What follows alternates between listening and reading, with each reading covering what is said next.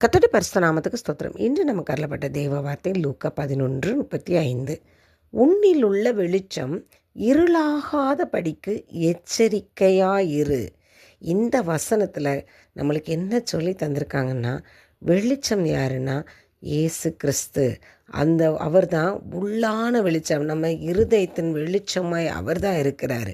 அவர் தான் நம்ம பாவ இருளிலிருந்து நம்மளை மீட்டு, அவருடைய ஒளியான அந்த தேவன் அந்த ஒளியை நம்ம மேலே வச்சதுனால தான் நாம் இன்றைக்கி ரட்சிக்கப்பட்டு இருக்கிறோம். அந்த வெளிச்சத்தை நாம் தக்க வைத்து கொள்ளக்கூடியவர்களாக இருக்கணும். அது எப்படி தக்க வைத்து கொள்ளணும்னா, அவருடைய போதனைகளையும் அவருடைய சத்தியங்களையும் நம்ம கற்று அதன்படி நடக்கக்கூடியவர்களாக இருக்கணும். இதில் லூக்கா 11:34 என்ன சொல்லியிருக்காங்கன்னா, நம்முடைய கண்கள் தான் விளக்குன்னு சொல்லியிருக்காங்க. ஏன்னா அந்த விளக்கு அவருடைய போதனைகளையும் வசனங்களையும் கற்றுக்கொள்ளும்போது அந்த விளக்கிலிருந்து வெளிச்சம் நம்முடைய இருதயத்துக்கு போகுது. அதான் 11:34 கண்ணானது சரீரத்தின் விளக்காய் இருக்கிறது. உன் கண் தெளிவாயிருந்தால் உன் சரீரம் முழுவதும் வெளிச்சமாயிருக்கும்.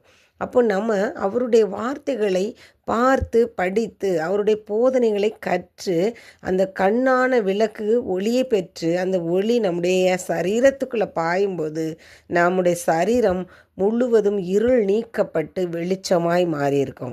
சங்கீதம் 119:18 என்ன சொல்லியிருக்காங்கன்னா, உமது வேதத்தில் உள்ள அதிசயங்களை நான் பார்க்கும்படி என் கண்களை திறந்தருளுன்னு சொல்லியிருக்காரு தாவீது ராஜா.